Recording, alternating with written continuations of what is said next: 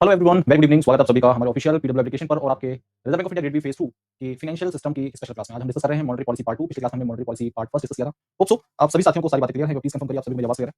ठीक है, most welcome, very good evening to all of you guys. कैसे हैं आप लोग? और पिछली क्लास में कुछ बोला था आपको पढ़ने के लिए, क्या आप लोगों ने पढ़ा है वो? तो प्लीज कंफर्म करिए। क्लास स्टार्ट हो चुकी है दोस्तों? चलिए, धन्यवाद।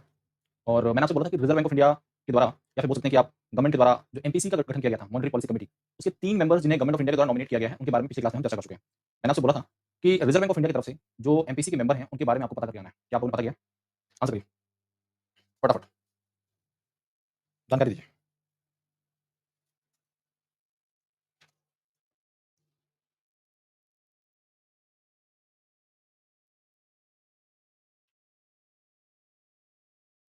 फटाफट बताइए।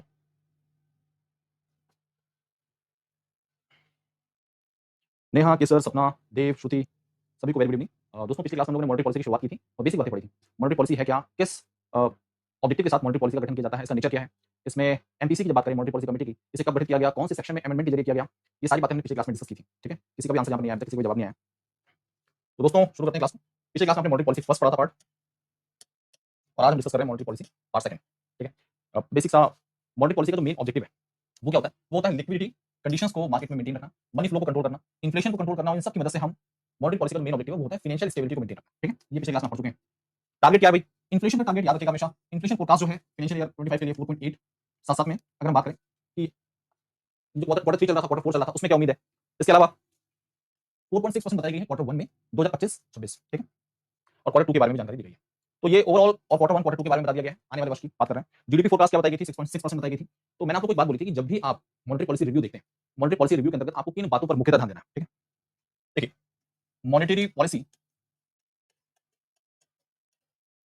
का जो नेचर है वो क्या है? By monthly. इसका बाई मंथली रिव्यू आता है, बाई मंथली रिव्यू आता रहता है, ये आप सभी को पता है। ठीक है, और इस रिव्यू में आपको किन बातों पर ज्यादा फोकस करना है? सबसे पहले तो जो रेट्स हैं इनको हमेशा याद रखिएगा। इनमें से बेसिक सी बात कई बार आपके इंटरव्यू में पूछी जाती है कि भाई ये पर्टिकुलर रेट क्या चल रहा है इसमें। ठीक है, इसके अलावा जीडीपी फोरकास्ट क्या चल रहा है, इन्फ्लेशन फोरकास्ट क्या चल रहा है आपका। इसके अलावा कई बार रिजर्व बैंक ऑफ इंडिया के द्वारा कुछ दूसरी अनाउंसमेंट की जाती है, जैसे कि डिजिटल पेमेंट से संबंधित यूपीआई स्टूडियो में कुछ नए फेरबदल, इसके बारे में जानकारी दी जाती है। तो उन बातों पर भी आपको ध्यान रखना बहुत जरूरी है। अच्छा, अभी बोल रहे हैं कि चैट जीपीटी पे देखा, बट कुछ क्वेश्चन का आंसर एक्यूरेट नहीं होता है। मैंने पहले बताया था कि देखिए, चैट जीपीटी क्विक आपको कुछ सर्च करना है, उसके बारे में कुछ डिस्क्रिप्शन लिखनी है, कुछ पॉइंट्स पता करना है, कुछ एमसीक्यूज है ना, तो ये सब के लिए तो सही है। ठीक है, लेकिन आपको दिमाग में इस चीज को भी रखना है कि अगर आप अपने आप को पूरी तरह से उसी पर रिलाई कर लेंगे, डिपेंडेंट बना लेंगे, तो ये अच्छी बात नहीं है। ठीक है, आपकी जिम्मेदारी, मैंने बताया था कि आपको reserve bank of India grade B की ऑफिशियल साइट पर जाकर सर्च करना है। बस नॉमिनेट किए गए थे एमपीसी में, तो उसके बारे में जानकारी पीआईबी जो प्रेस इंफॉर्मेशन ब्यूरो है उसकी साइट पर भी दी गई है। तो चैट जीपीटी तो आपको आलसी बनाने के लिए स्मार्ट बनाएगा, लेकिन स्मार्ट लोग कई बार आलसी भी हो जाते हैं। ठीक है,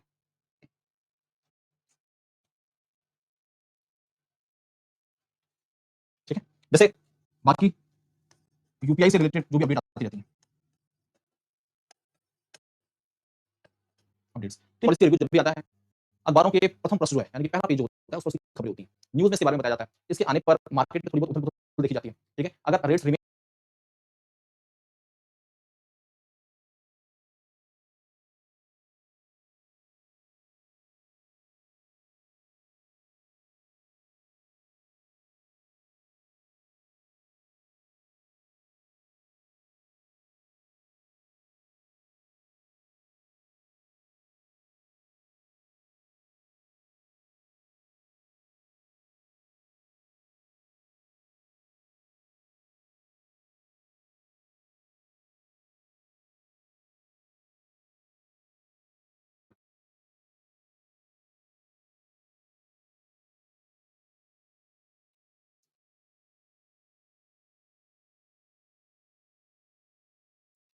ओके, तो वो कौन से टूल्स हैं उनके बारे में पता होना जरूरी है।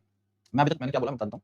मैंने बोला कि भाई मॉनेटरी पॉलिसी किस कैसे इन्फ्लेशन को कंट्रोल करती है, मॉनेटरी पॉलिसी से कैसे इन्फ्लेशन कंट्रोल होता है, कैसे फाइनेंशियल स्टेबिलिटी अचीव होती है, इसके लिए वो कौन से टूल्स हैं जिनका इस्तेमाल किया जाता है। ठीक है, जब हम उन टूल्स की बातें करते हैं तो वो टूल है क्वांटिटेटिव टूल्स और है क्वालिटेटिव टूल्स। ठीक है, कौन से टूल्स हैं? क्वांटिटेटिव टूल्स हैं और क्वालिटेटिव टूल्स हैं।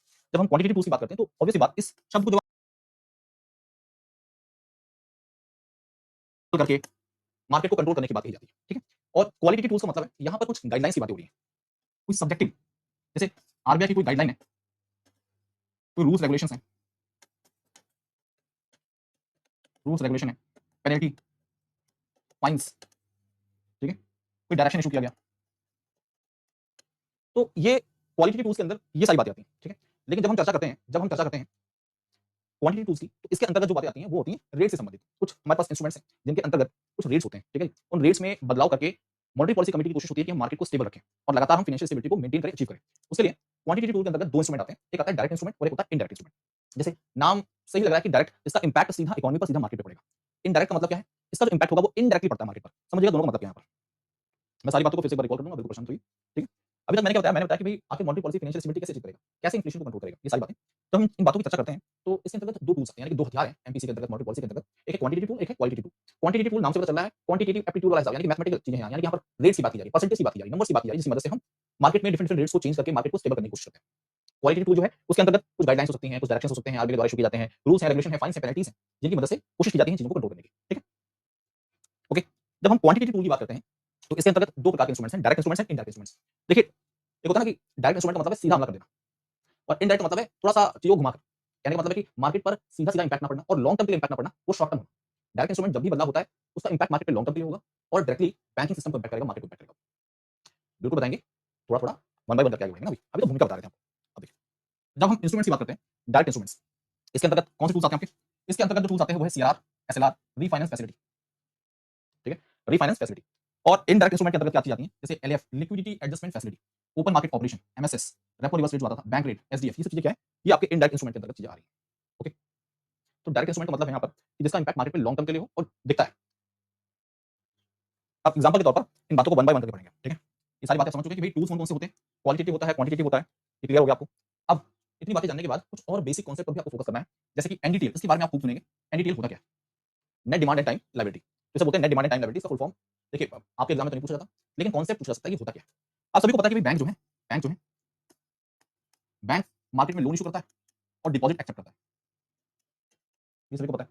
लोन जब दे रहा है तो सीधा सा मतलब मार्केट में पैसे का फ्लो बढ़ रहा है, डिपॉजिट ले रहा है मतलब बैंक के पास पैसा आ रहा है, ठीक है। अब इन दोनों का नेट अमाउंट, कहने का मतलब समझ लीजिए, मार्केट में पैसा जा रहा है और डिपॉजिट आ रहा है।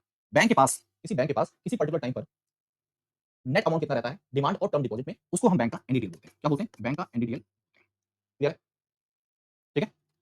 तो मार्केट में लोन फ्लो करना एक तरह से मार्केट में मनी की सप्लाई करना, डिपॉजिट एक्सेप्ट करना, मार्केट से पैसा बैंक के पास आ रहा है और इसके पीछे क्या कारण है, वो आम आदमी जो है अपना पैसा सेव रखना चाहता है, उसको कुछ इन्वेस्ट करना चाहता है, तो एक प्रकार से इन्वेस्टमेंट फंड। तो जब हम बात करते हैं, है ना, इधर वाली कहानी को, इधर वाली कहानी क्या है, बैंक के पास डिपॉजिट किस फॉर्म में आता है, बैंक के पास डिपॉजिट आता है कासा राफा के फॉर्म में। किस फॉर्म में आता है, कासा राफा। अब ये कासा कासा क्या है, राफा राफा क्या है, आप सभी को पता है। कासा का मतलब करंट अकाउंट, सेविंग अकाउंट, राफा का मतलब क्या होता है, रिकरिंग अकाउंट, फिक्स अकाउंट, ठीक है। ये सब क्या है, ये डिपॉजिट अकाउंट आपके, ये क्या है, ये डिपॉजिट अकाउंट है, ठीक है। बैंक में जो भी पैसा जमा होता है अमूमन देखा जाए इन्हीं अकाउंट्स में होता है।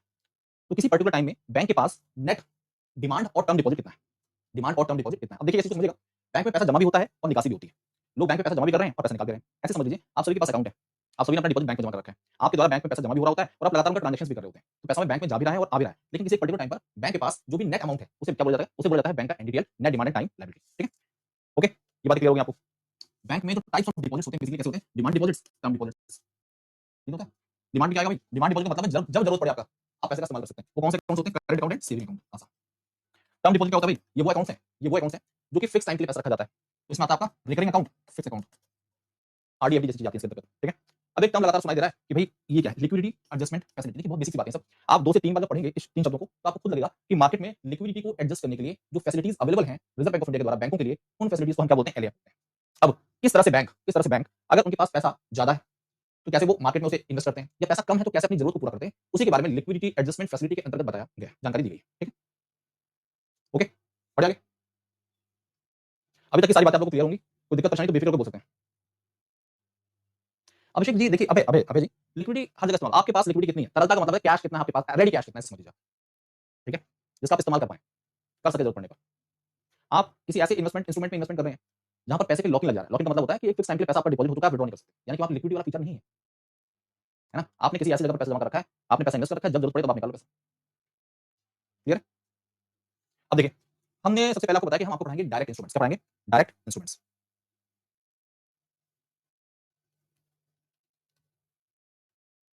सबसे पहले हम क्या पढ़ाएंगे आपको, क्वेश्चन कैसे बनेंगे, अभी कॉन्सेप्ट समझिए, सीधा क्वेश्चन पे हमला मत करिए, है ना, सीधा क्वेश्चन पर हमला मत करिए।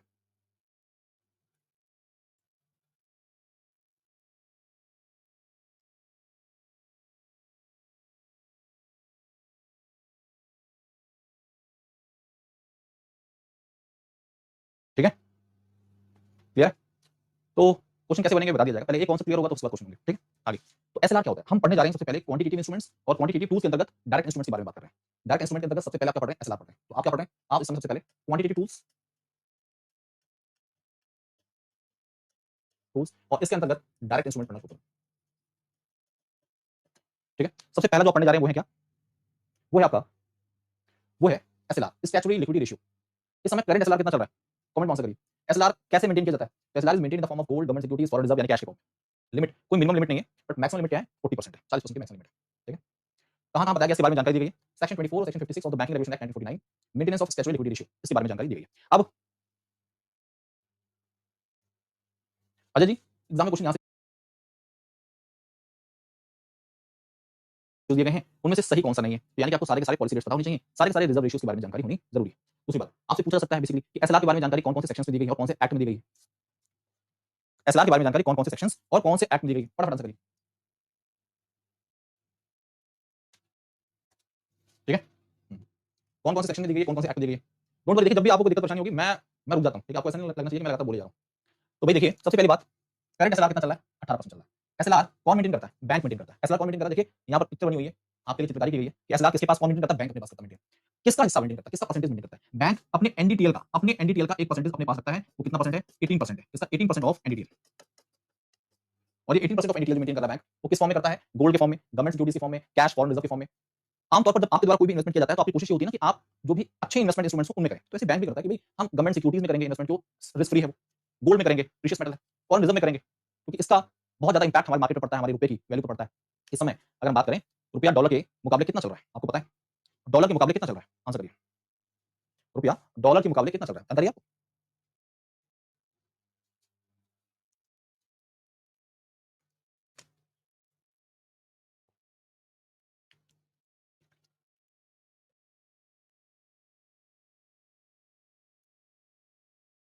अब ऐसे बताया सही 87.5।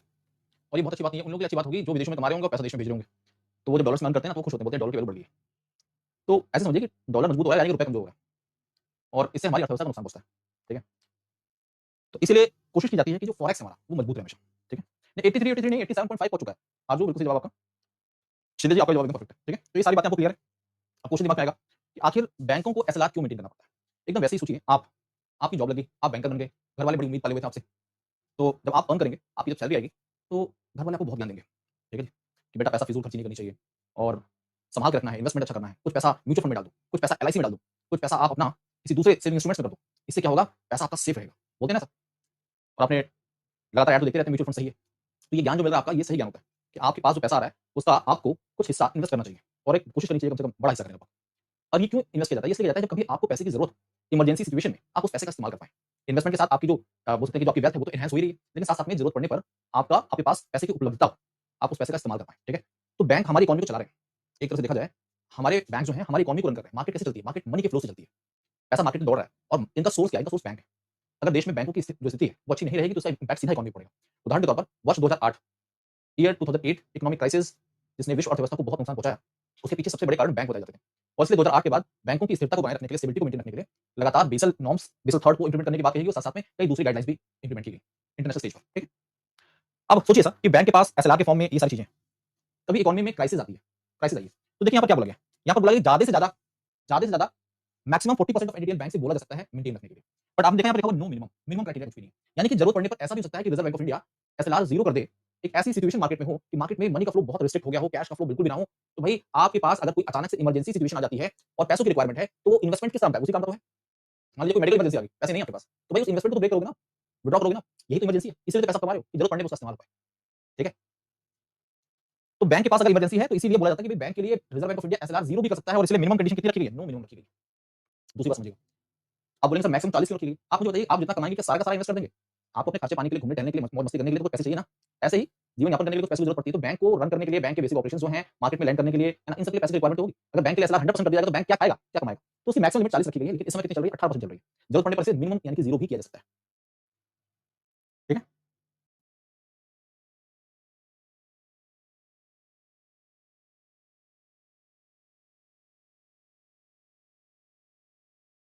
प्रेजेंट कितना है, किस फॉर्म में मेंटेन किया जा सकता है, ये बात क्लियर हो गया। बैंक अपने पास मेंटेन कर रहा है, इसलिए कौन सा रेगुलेशन एक्ट है, बैंकिंग रेगुलेशन एक्ट 1949 है।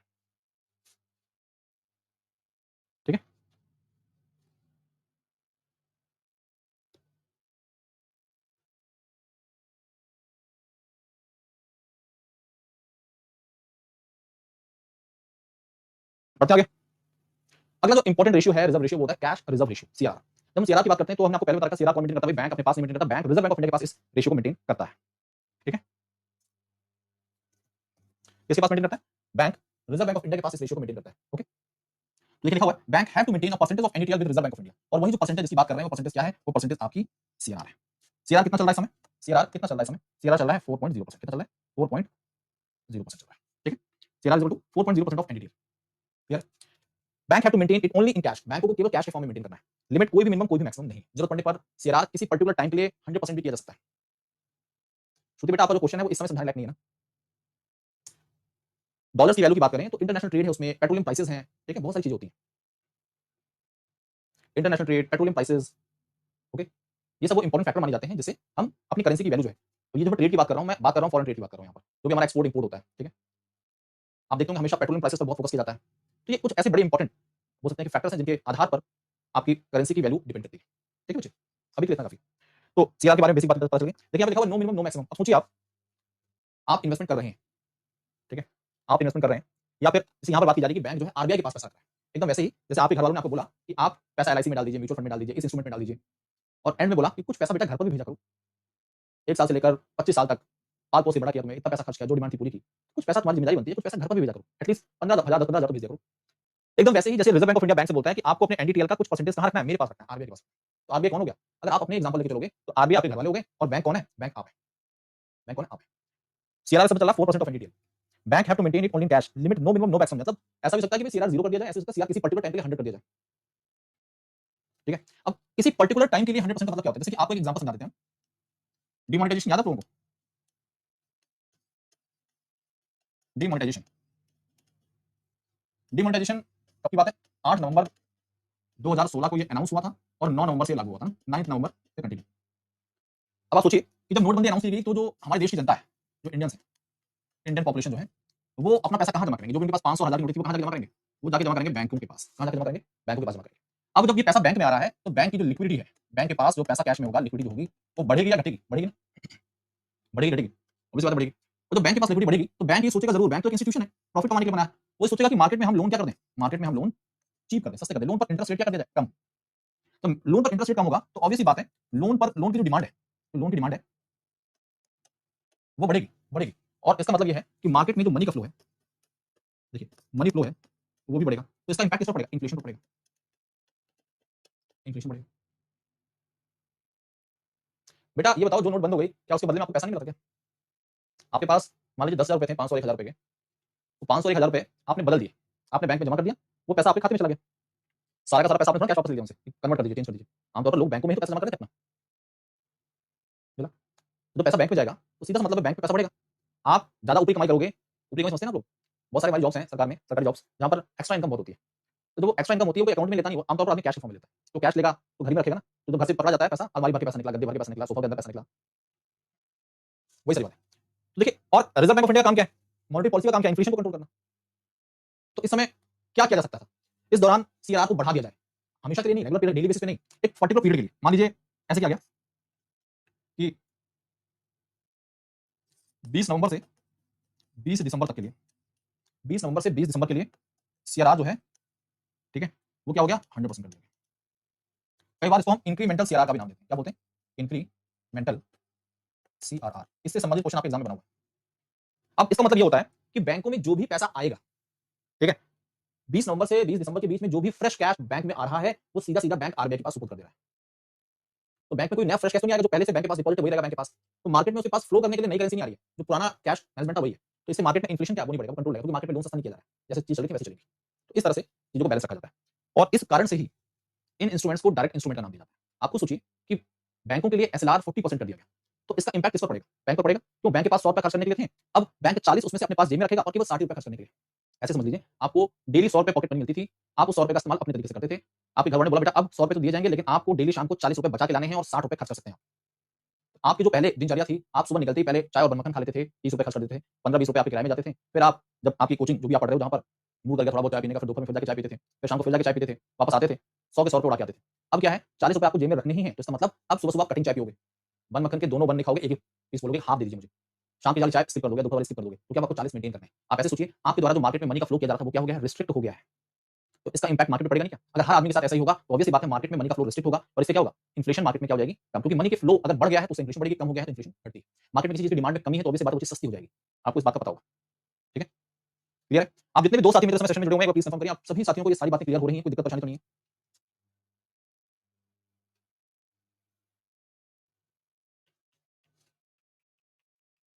जितने भी दोस्त साथी मेरे सेशन में जुड़े हुए हैं, एक बार प्लीज़ कंफर्म करें। All clear?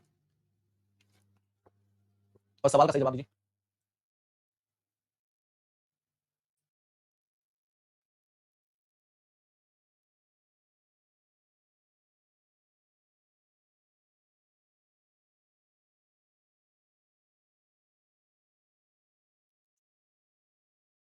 चलो भैया धन्यवाद बताने के लिए। Thank you. सही जवाब क्या है? Section 42 of RBI 1934। एसएलआर के बारे में जानकारी कहाँ दी गई है? बता दीजिए, सही जवाब क्या है? एसएलआर के बारे में जानकारी कहाँ दी गई है? देखिए मैं कोई भागा दौड़ी नहीं कर रहा हूँ, बहुत ही आराम से बता रहा हूँ आपको सारी बातें, क्योंकि मॉनेटरी पॉलिसी बहुत इंपॉर्टेंट है और हर एग्जाम में यहाँ से क्वेश्चन बनते हैं। साथ साथ में आप जब इंटरव्यू देने जाएंगे तो इंटरव्यू से क्वेश्चन जरूर बनेंगे आपके इस मॉनेटरी पॉलिसी नाम के टॉपिक से। आपके इंटरव्यू में क्वेश्चन डेफिनेटली बनते हैं। एक से दो बात वो पक्का पूछ लेगा आपसे जो भी इंटरव्यू है, ठीक है? अच्छा फटाफट कुछ क्वेश्चन पूछ रहा हूँ। मुझे बता दीजिए फटाफट कि बैंक हॉलीडेज के बारे में जानकारी कहाँ दी है? कौन से सेक्शन में बैंक हॉलीडेज, कौन से ऑप्शन में बैंक हॉलीडेज के बारे में बताया गया है?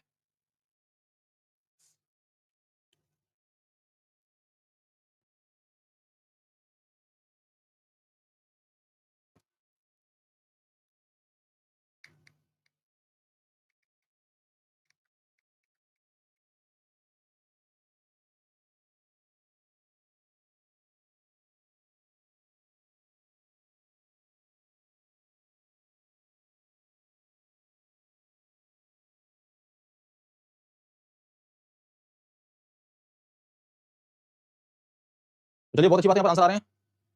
श्रुति पूछ रही है कि सर अकाउंटिंग टॉपिक दूसरी टीचर पढ़ाएंगे? बिल्कुल, अकाउंटिंग क्लासेस और रिस्क मैनेजमेंट क्लासेस अलग टीचर पढ़ाएंगे, ठीक है? मेरी क्लासेस फिनिश होने के बाद मैं आपको यहाँ पर इसे डिसकंटिन्यू करूंगा, बाकी टीचर्स पढ़ाएंगे, उसके बाद फिर से मैं घूम कर आऊंगा, मैनेजमेंट पढ़ाऊंगा, ठीक है? तो सही देखिए बैंक हॉलीडेज के बारे में जानकारी यहाँ दी गई है। ओके, सेक्शन 22 में करेंसी प्रिंटिंग एंड सर्कुलेशन के बारे में बताया गया है। करेंसी प्रिंटिंग एंड सर्कुलेशन के बारे में इसकी जानकारी दी गई है। सीआरआर के बारे में बताया गया है। यहाँ पर बैंक की subscribe capital, capital, authorize capital, इनके बारे में जानकारी दी गई। तो सारी बातें मैंने बता दी, 5 के 5 ऑप्शन और क्या बताते हैं उसके बारे में आपको जानकारी दी गई। चलिए इस क्वेश्चन को भी सेट करते हैं। अब देखिए एक रेट है, उसे पढ़ना जरूरी है काफी, वो इंपॉर्टेंट है काफी एग्जाम के पॉइंट ऑफ व्यू से। अभी हम लोगों ने आपको डायरेक्ट इंस्ट्रूमेंट के अंतर्गत एसएलआर क्या है, सीआरआर क्या है, इन सारी बातों पर फोकस किया। अब हम पढ़ेंगे इनडायरेक्ट इंस्ट्रूमेंट्स के बारे में। उसके अंतर्गत बड़ी सारी बातें, एलएएफ एनडीटी आप पढ़ चुके हैं, एलएएफ के बारे में जानेंगे, रेपो, रिवर्स रेपो, इन सारी बातों पर फोकस करेंगे, ठीक है? लेकिन आपके लिए होमवर्क है, आपके लिए होमवर्क ये है, वो है एसडीएफ। सवाल आपके लिए ये है कि एसडीएफ के लाने के पीछे क्या कारण है और कैश रिजर्व रेशियो सीआरआर जो है, sorry reverse repo rate, reverse repo rate, reverse repo rate, reverse repo rate already था पहले से। बैंकों के पास एक टूल था रिवर्स रेपो रेट का। अगर बैंक के पास एक्सेस कैश है तो बैंक पैसा अपना access liquidity reserve bank of India के पास पार्क कर देते थे। रिवर्स रेपो रेट के होने के बावजूद भी एसडीएफ की रिक्वायरमेंट क्या है? ये क्वेश्चन दिमाग में रखिएगा। रिवर्स रेपो रेट के होने के बावजूद बैंकों के लिए एसडीएफ इंट्रोड्यूस क्यों किया गया? Standing deposit facility. ये आपका होमवर्क है, ये आपको पढ़ के आना है, ठीक है दोस्तों? और इस कॉन्सेप्ट को समझ के आना है, ठीक है? तो इसकी मदद से पहली चीज तो आपका रिवर्स रेपो का कॉन्सेप्ट क्लियर हो जाएगा, आपका एसडीएफ का भी कॉन्सेप्ट थोड़ा बहुत क्लियर होगा। जो भी डाउट होगा आप मुझसे पूछेंगे, मैं आप इन सारी बातों को क्लियर कर दूंगा, ठीक है? देखिए यहाँ पर आज की आखिरी बात जो मैं आपको बताऊं सर, आज तो बेटा देखिए मैं इसके लिए खेद चाहता हूँ, इसलिए एक्चुअली सॉरी बोल रहा हूँ क्यों? मैं पिछले 2 दिन से बाहर था और आज की जो क्लास शुरू हुई है, मैं जैसे पहुंचा हूँ घर पर तुरंत मैंने क्लास शुरू कर दी। मैं ट्रैवल कर रहा था, ठीक है? और बहुत ज़्यादा व्यस्त था 2 दिन से। और जो भी चीज़ें पेंडिंग है आप लोग की वो मैं आपको जल्द से जल्द पूरा कर दूँगा, ठीक है? दूसरी बात, आज की क्लास आते ही मैंने शुरू की है, मेरे पास बिल्कुल समय नहीं था, इसलिए क्लास थोड़ी-सी लेट भी हो गई 5 मिनट की, ओके? जब हम इनडायरेक्ट इंस्ट्रूमेंट की बात करते हैं तो इसके अंतर्गत सबसे पहले हम एलएएफ का जो कॉन्सेप्ट है वो पढ़ लेते हैं। आप सोचो कि आपको एग्जामिनेशन फॉर्म भरना है और एग्जामिनेशन फॉर्म भरने के लिए 1000 रुपए की जरूरत है। आपके पास 900 रुपए हैं अरेंज इस समय, अब आपके पास 100 रुपए की रिक्वायरमेंट है, तो आप कहाँ से पूरा करोगे? तो आप सबसे पहले जब भी आपको पैसे की जरूरत होती है, आप कहाँ जाते हो? सबसे पहले आपको जब पैसों की जरूरत होती है तो अपने घर वालों से पैसा मांगते हो, है ना? कहाँ से मांगते हो? घर वालों से पैसा मांगते हो, यानी कि रिजर्व बैंक ऑफ इंडिया। आप क्या हो? बैंक। जब आप एग्जाम्पल लेना शुरू कर दोगे तो एग्जाम्पल से आपको चीजें क्लियर हो जाएंगी। आप बैंक हो, आपको पैसों की जरूरत है, यानी कि आपके पास इसमें मिसमैच है। तो उस मिसमैच को पूरा करने के लिए सबसे पहले आप रिजर्व बैंक ऑफ इंडिया की तरफ बढ़ते हो, आरबीआई की तरफ। दूसरी बात, आपके पास ज्यादा कैश है, ज्यादा कैश आपके पास, तो फिर आप क्या करते हो? तो आप उस पैसे को कहीं ना कहीं क्या करते हो? रखते हो, सेफ जगह पे रख सकते हो। ऐसा हो सकता है कि घर वालों ने बोला कि बेटा ज्यादा पैसा है, ज्यादा पैसा है, तो थोड़ा सा घर पे ना ऊपर वाला माला बनवाना है, सेकंड फ्लोर तैयार करवाना है, तो आप अपना घर भेज, पैसा घर भेज देते हो। तो वही कॉन्सेप्ट यहाँ पर इस्तेमाल होता है, लिक्विडिटी एडजस्टमेंट फैसिलिटी। अगर बैंक के पास ज्यादा पैसा है तो बैंक अपना पैसा आरबीआई के पास पार्क कर देती है, क्योंकि आरबीआई सेफ प्लेस है, सेफ जगह है, और ठीक है जी, इससे जिस रेट के तहत पार्क किया जाता है उसे रिवर्स रेपो रेट बोला जाता है। अब एसडीएफ भी आ गया, उसके बारे में पढ़ना है। लेकिन अगर बैंक को पैसे की जरूरत है, शॉर्ट टाइम के लिए मिसमैच है, तो बैंक सबसे पहले कहाँ से उम्मीद लगाता है? Bank reserve bank of India से पैसा उधार लेता है, और जिस इंटरेस्ट रेट के तहत लेता है उस इंटरेस्ट रेट को हम रेपो रेट बोलते हैं। तो रेपो रेट देखिए लिखा हुआ है, बैंक बोरो कर रहा है शॉर्ट टर्म के लिए, इससे आरबीआई से जिस रेट पर, वो रेट क्या है? उस रेट को हम क्या बोलते हैं? उस रेट को हम बोलते हैं रेपो और रेपो रेट इसमें कितना चल रहा है? अब सनी जी देखिए, आरबीआई इंटरेस्ट देता है बैंक को, लेकिन सीआरआर पर कोई इंटरेस्ट पे नहीं किया जाता है। बाकी दूसरे रेट्स हैं जिन पर इंटरेस्ट पे किया जाता है, जैसे रिवर्स रेपो रेट पर पे किया जाता था, जैसे एसडीएफ पर पे किया जाता है। ठीक है, तो फटाफट आंसर करिए, फटाफट आंसर करिए और बता दीजिए इस समय रेपो रेट कितना चल रहा है, इस समय रेपो रेट कितना चल रहा है, जवाब दीजिए। अजय जी बोल रहे हैं 6 प्लस, ऐसे नहीं बताना आंसर, कभी भी 6 प्लस चल रहा है सर, एग्जैक्ट आंसर होना चाहिए 6.25। शेखू जी का आंसर है 6.25, बिल्कुल सही जवाब। रेपो रेट चल रहा है 6.25%। ठीक है, मतलब जो भी आरबीआई से बैंक बोरो कर रहा है उसको 6.25% इंटरेस्ट पे करना पड़ रहा है। ठीक है, अब ये जो रेपो वाला खेल होता है इसको समझा देता हूँ। रिजर्व बैंक ऑफ इंडिया ऐसे नहीं पैसे देता बैंक को, तो बैंक को बोला जाता है कि सबसे पहले आप यहाँ पर कुछ सिक्योरिटीज, अपनी कुछ गवर्नमेंट सिक्योरिटीज पार्क करिए, हमारे पास रखिए। गवर्नमेंट सिक्योरिटीज पार्क की जाती है आरबीआई के पास, और आरबीआई इसके बदले में क्या करता है, पैसे इसको देता है, बैंक को देता है। बैंक को पैसा दिया, बैंक को देता है पैसा। अब जब बैंक की जरूरत पूरी हो गई तो बैंक इंटरेस्ट रेट के साथ वो प्रिंसिपल अमाउंट लौटाता है और अपनी सिक्योरिटीज को एक तरह से रीपर्चेज करता है। क्या करता है? सिक्योरिटीज रीपर्चेज करता है, और इसलिए रेपो रेट को रीपर्चेज रेट बोला जाता है। ठीक है, क्या बोला जाता है? रीपर्चेज रेट बोला जाता है, रीपर्चेज ऑप्शन बोला जाता है, रेपो ऑप्शन बोला जाता है, शॉर्ट में रेपो का नाम यूज किया जाता है। ठीक है, तो ऐसा नहीं फ्री फंड की उधारी मिल रही है, गवर्नमेंट सिक्योरिटीज पार्क करनी पड़ती है बैंक को। ओके, चीजें क्लियर है? तो दोस्तों आज के लिए अभी के लिए सेशन को यहाँ पर एंड करते हैं, और मुलाकात होगी आपसे कब? मुलाकात होगी कल आपसे फिर से। तब तक के लिए बाय, टेक केयर। आज जो बातें आपने पढ़ी बड़ी काम की बातें थी। आपने आज एनडीटीएल जाना क्या होता है, आज आपने टूल्स पढ़े मॉनेटरी पॉलिसी के, टूल्स में डायरेक्ट इंस्ट्रूमेंट, क्वांटिटेटिव टूल्स और क्वालिटेटिव टूल्स क्या होते हैं। ठीक है, क्वांटिटेटिव टूल्स में आपने डायरेक्ट इंस्ट्रूमेंट्स के बारे में जानकारी ली, जिसमें आपने यहाँ पर एसएलआर क्या होता है, सीआरआर क्या होता है। इनडायरेक्ट इंस्ट्रूमेंट्स की बात करें तो इसके अंतर्गत रेपो क्या होता है। ठीक है, प्लस एमसीक्यूज थोड़े बहुत जाने, एलएफ क्या है, इस कॉन्सेप्ट को समझा। तो सीधा सवालों पर पहुंचने से पहले जरूरी होता है कि आप कॉन्सेप्ट को क्लियर करें। कॉन्सेप्ट क्लियर हो जाएंगे तो क्वेश्चन क्लियर हो जाएंगे आपके। ठीक है, तो आज के लिए भी इतना ही दोस्तों, मुलाकात करेंगे आपसे कल। तब तक के लिए बाय, टेक केयर, पढ़ते रहिए, आगे बढ़ते रहिए। हाँ, सेशन के एंड में फीडबैक फॉर्म आएगा, मुझे लगता नहीं है कि कोई भी आपको टॉपिक समझ नहीं आया होगा, सब कुछ क्लियर हो रहा है एकदम मक्खन की तरह। तो फीडबैक फॉर्म आएगा, फीडबैक फॉर्म को फिल करने में मुश्किल से सेकंड्स लगते हैं, 20 से 30 सेकंड में फीडबैक फॉर्म फिल होता है। अच्छी रेटिंग करिए जिसको क्लियर हुआ है तो। ठीक है, थैंक यू, बाय बाय, धन्यवाद।